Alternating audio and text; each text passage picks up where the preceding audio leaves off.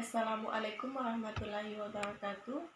Perkenalkan, saya atas nama Arini dengan NIM 10573 1111522 dari kelas AK22D. Jadi saya mahasiswa dari Universitas Muhammadiyah, Fakultas Ekonomi dan Bisnis, jurusan Akuntansi. Di sini di video saya kali ini saya akan menjelaskan tentang sistem informasi manajemen. Banyak teman-teman pastinya yang bertanya tentang seperti apa sih sistem informasi manajemen itu, seperti apa sih sistem informasi dalam kegiatan bisnis itu, apa sih pentingnya sistem informasi dalam kehidupan kita. Nah, di video saya kali ini saya akan menjelaskan semua itu. Jangan kemana-mana, simak video saya.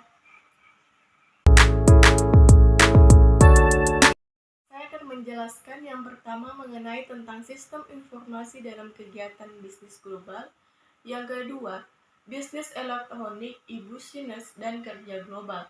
Kemudian yang ketiga sistem informasi organisasi dan strategi. Yang keempat isu sosial dan etika dalam sistem informasi. Dan yang kelima infrastruktur teknologi informasi. Dan yang keenam, dasar-dasar intelijen bisnis, database, dan manajemen informasi. Dan yang ketujuh, telekomunikasi, internet, dan teknologi kabel. Nah, itulah materi yang saya akan bahas untuk 20 menit ke depan. Nah, pembahasan kita yang pertama yaitu sistem informasi dalam kegiatan bisnis global. Jadi saat ini itu manusia dalam kesehariannya sebagai pengguna informasi sangat bergantung pada berbagai sistem informasi, mulai dari sistem informasi manual yang sederhana dengan menggunakan saluran informal hingga sistem informasi berbasis komputer yang rumit dan menggunakan saluran telekomunikasi yang canggih. Nah, hampir di seluruh sektor bisnis di dunia ini menggunakan sistem informasi di perusahaan mereka. Bukan hanya itu, mereka pun selalu berusaha melakukan berbagai macam cara untuk mengembangkan sistem informasi yang digunakan di perusahaan mereka. Jadi sistem informasi atau informasi sistem dapat didefinisikan sebagai serangkaian komponen yang saling berhubungan yang mengumpulkan atau mendapatkan, memproses, menyimpan, dan mendistribusikan informasi untuk mendukung pengambilan keputusan dan pengawasan di dalam sebuah organisasi. Sistem informasi atau information dapat kita artikan sebagai data yang telah diolah menjadi bentuk yang memiliki arti dan fungsi bagi manusia.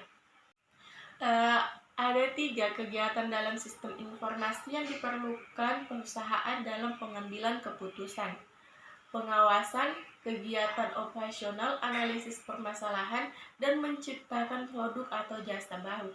3 kegiatan tersebut adalah input, proses, dan output. Jadi, input kegiatan mengumpulkan data dari dalam ataupun luar organisasi. Pemrosesan atau procession, kegiatan mengubah data mentah tersebut ke dalam bentuk yang memiliki arti atau informasi. Sedangkan output adalah kegiatan menyalurkan informasi yang telah diproses kepada pihak yang berkepentingan atau kepada kegiatan-kegiatan yang menyalurkannya.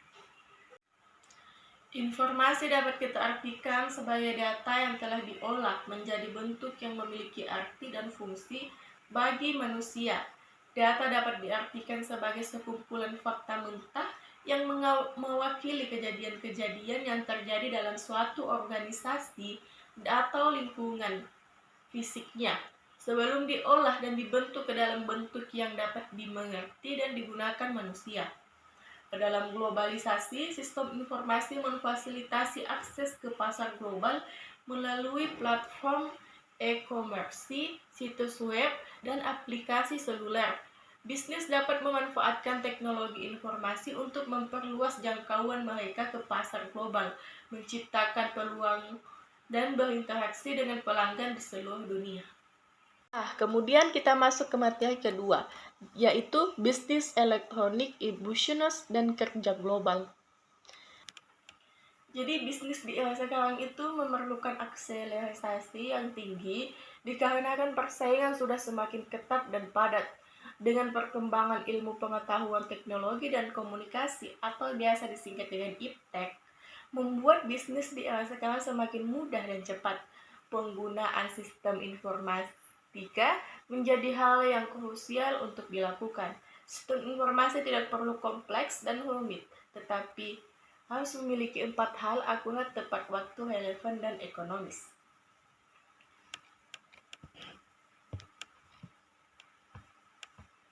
Jadi, proses bisnis adalah sekumpulan kegiatan yang dibutuhkan untuk menghasilkan suatu produk atau jasa. Kegiatan ini didukung oleh aliran material, informasi, dan pengetahuan dari berbagai pihak yang terlibat dalam proses bisnis. Secara garis besar, kinerja sebuah perusahaan bisnis bergantung pada beberapa baik proses bisnis dirancang dan dikoordinasikan. Proses bisnis sebuah perusahaan dapat menjadi sumber kekuatan kompetitif jika mereka memungkinkan perusahaan untuk berinovasi atau beroperasi lebih baik daripada pesaingnya. Proses bisnis juga dapat menjadi beban jika mereka didasarkan pada cara kerja yang ketinggalan zaman atau tidak sesuai dengan kebutuhan yang menghambat efisiensi dan respon organisasi. Jadi ada 4 jenis-jenis sistem informasi yang saya akan jelaskan, yaitu yang pertama, sistem-sistem kelompok manajemen yang berbeda. Sebuah perusahaan bisnis memiliki sistem mendukung kelompok-kelompok yang berbeda atau tingkatan manajemen. Kemudian yang kedua yaitu sistem untuk membuat perusahaan saling terhubung. Misalnya yaitu seperti aplikasi perusahaan. Salah satu solusinya adalah dengan mengimplementasikan aplikasi perusahaan dalam forum enterprise atau application yang merupakan sistem yang menjangkau seluruh era fungsional, berfokus pada pelaksanaan proses bisnis yang terjadi di seluruh perusahaan. Kemudian yang ketiga yaitu e-business, e-commerce, dan e-government. Jadi e-business itu mengacu pada penggunaan teknologi digital dan internet untuk menjalankan proses-proses bisnis utama dalam suatu perusahaan. Kemudian e-commerce adalah bagian dari e-business yang berhubungan dengan kegiatan jual beli barang atau jasa melalui internet, juga meliputi aktivitas yang mendukung transaksi tersebut seperti periklanan, pemasaran, dukungan konsumen, keamanan pengiriman, dan pembayaran. Kemudian e-government mengacu pada penggunaan teknologi aplikasi jaring dan internet untuk memungkinkan pemerintah berhubungan dengan masyarakat, organisasi bisnis, sektor swasta, dan transaksi pemerintah terkait lainnya secara digital. Kemudian yang keempat yaitu sistem dalam kolaborasi dan bisnis jejaring sosial. Jadi kolaborasi atau collaboration adalah bekerja bersama-sama orang lain untuk mencapai tujuan bersama yang jelas. Kemudian kita masuk ke materi yang ketiga, yaitu sistem informasi, organisasi, dan strategi. Jadi sistem informasi dan organisasi saling mempengaruhi satu sama lain. Sistem informasi dibangun oleh manajer untuk melayani kepentingan perusahaan pada saat bersamaan. Organisasi harus waspada sekaligus harus terbuka terhadap pengaruh dari sistem informasi untuk mendapatkan manfaat dari teknologi. Organisasi adalah struktur sosial formal atau stabil yang mengambil sumber daya dari lingkungan dan memprosesnya untuk menciptakan hasil. Definisi teknis ini berfokus pada 3 elemen dari organisasi: modal dan tenaga kerja sebagai faktor utama yang disediakan lingkungan organisasi atau perusahaan. mengubah input tersebut ke dalam bentuk barang atau jasa melalui fungsi produksi barang dan jasa ini dikonsumsi oleh lingkungan dan sebagai timbal baliknya, lingkungan akan menyediakan kembali faktor produk tersebut.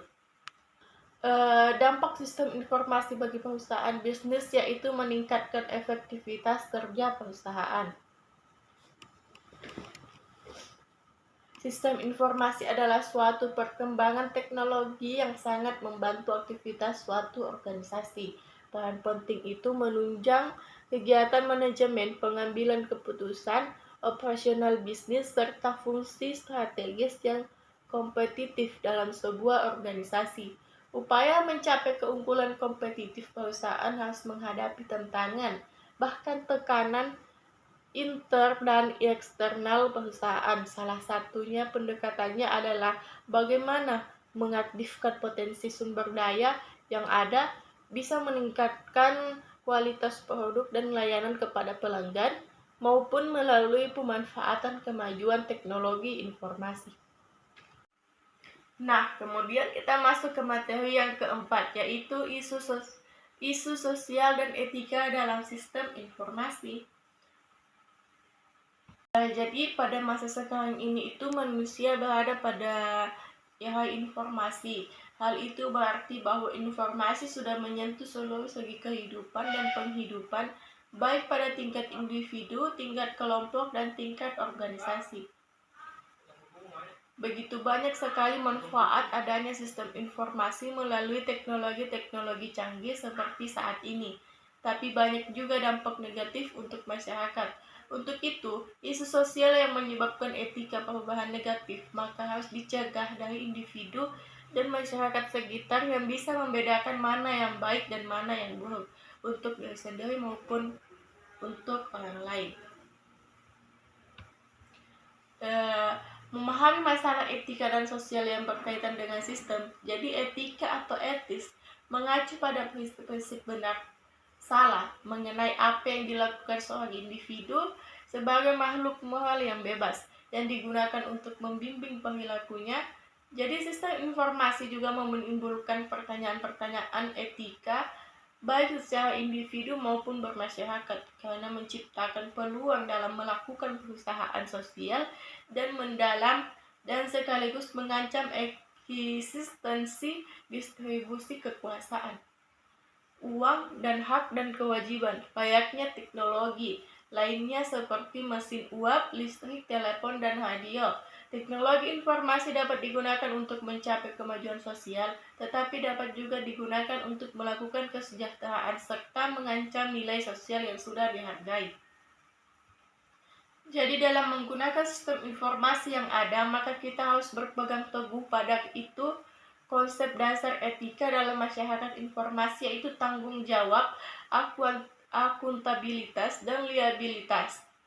Berpedoman pada kode etika dalam menggunakan sistem informasi yang menghindari terjadinya kasus-kasus atau masalah etika dalam informasi masyarakat, bahwa pertumbuhan teknologi informasi memberi dampak yang besar terhadap masyarakat, sehingga penting untuk mempertimbangkan implikasi sosial dan etika dalam pengembangan dan penggunaan sistem informasi melalui pemahaman dan penerapan prinsip etika serta memperhatikan dampak sosial dari teknologi informasi. Kita dapat memastikan bahwa pengembangan dan penggunaan sistem informasi berkontribusi positif bagi masyarakat dan mengurangi risiko yang mungkin timbul dalam era digital yang harus berkembang. Perhatian terhadap aspek sosial dan etika dalam pengembangan serta penggunaan sistem informasi menjadi semakin penting. Dengan mempertimbangkan nilai-nilai moral, hak asasi manusia, dan dampak sosial dari teknologi informasi, kita dapat menciptakan lingkungan yang lebih inklusif, adil, dan berkelanjutan. Melalui pendekatan yang berbasis pada prinsip-prinsip etika, kita dapat memastikan bahwa inovasi teknologi informasi memberikan manfaat maksimal bagi masyarakat sambil menghormati nilai-nilai kemanusiaan. Kemudian kita masuk ke pembahasan yang kelima, yaitu infrastruktur teknologi informasi.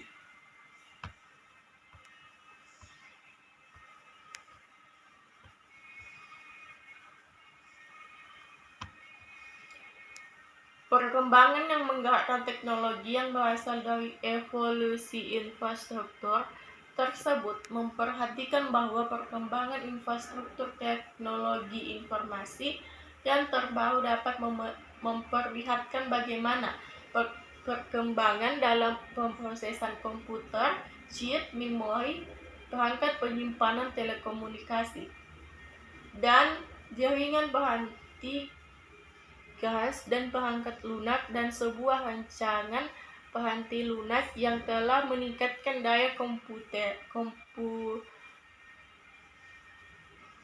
secara eksponensial dengan mengurangi biaya juga secara eksponensial. Hal ini akan berkaitan dengan penggunaan infrastruktur teknologi di perusahaan-perusahaan. Evolusi yang terjadi dapat dijadikan sebagai sebuah pedoman. Sebuah perusahaan yang berkembang dalam bidang infrastruktur IT atau informasi teknologi. Maka dari itu perusahaan tersebut menerapkan dengan bijak, karena evolusi tersebut tidaklah berhenti pada masa itu saja, tetapi dapat dipakai untuk evolusi selanjutnya untuk kepentingan yang berbeda. Nah, selanjutnya kita masuk ke materi yang keenam, yaitu dasar-dasar intelijen bisnis, database, dan manajemen informasi. Apa sih dasar-dasar intelijen bisnis? Mari kita bahas. Yang pertama yaitu teknologi database. Banyak menyelesaikan masalah-masalah pada organisasi yang menggunakan sistem file tradisional. Definisi yang lebih jelas mengenai database adalah sekumpulan data yang diorganisasikan untuk melayani berbagai aplikasi secara efisien dengan memusatkan data dan mengurangi penggandaan data ketimbang menyimpan data pada file-file yang terpisah. Untuk setiap aplikasi, data yang dimunculkan kepada pengguna berasal dari satu lokasi penyimpanan saja. Database tunggal yang melayani banyak aplikasi.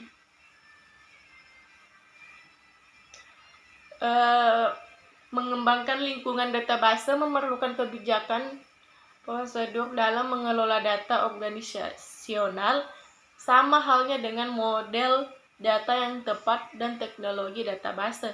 Kebijakan informasi formal mengatur pemeliharaan, distribusi, dan penggunaan informasi dalam organisasi.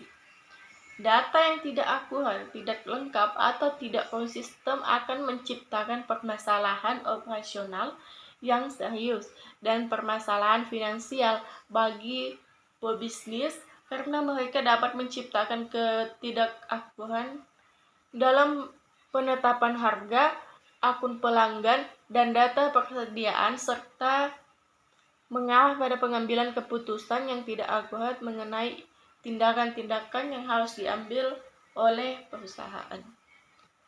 Nah, kemudian kita masuk ke materi yang ketujuh, yaitu telekomunikasi, internet, dan teknologi nirkabel. Yang pertama yaitu telekomunikasi. Sistem telekomunikasi adalah kumpulan peranti keras dan lunak yang sesuai yang diatur untuk mengkomunikasikan informasi dari satu lokal ke lokal yang lainnya. Kemudian internet. Internet adalah jaringan dari jaringan global menggunakan standar universal untuk menghubungkan jutaan jaringan yang berbeda, atau dengan kata lain, internet berasal dari kata internet working atau terhubungnya jaringan terpisah yang masing-masing memiliki identitasnya sendiri menjadi jaringan saling berhubung. Kemudian yang ketiga yaitu nirkabel, yang dimana teknologi nirkabel adalah jaringan sistem yang menggunakan kabel untuk mengakses suatu informasi. Jadi itu saja penyampaian dari saya. Sekian dan terima kasih. Apabila ada salah kata, mohon dimaafkan. Assalamualaikum warahmatullahi wabarakatuh.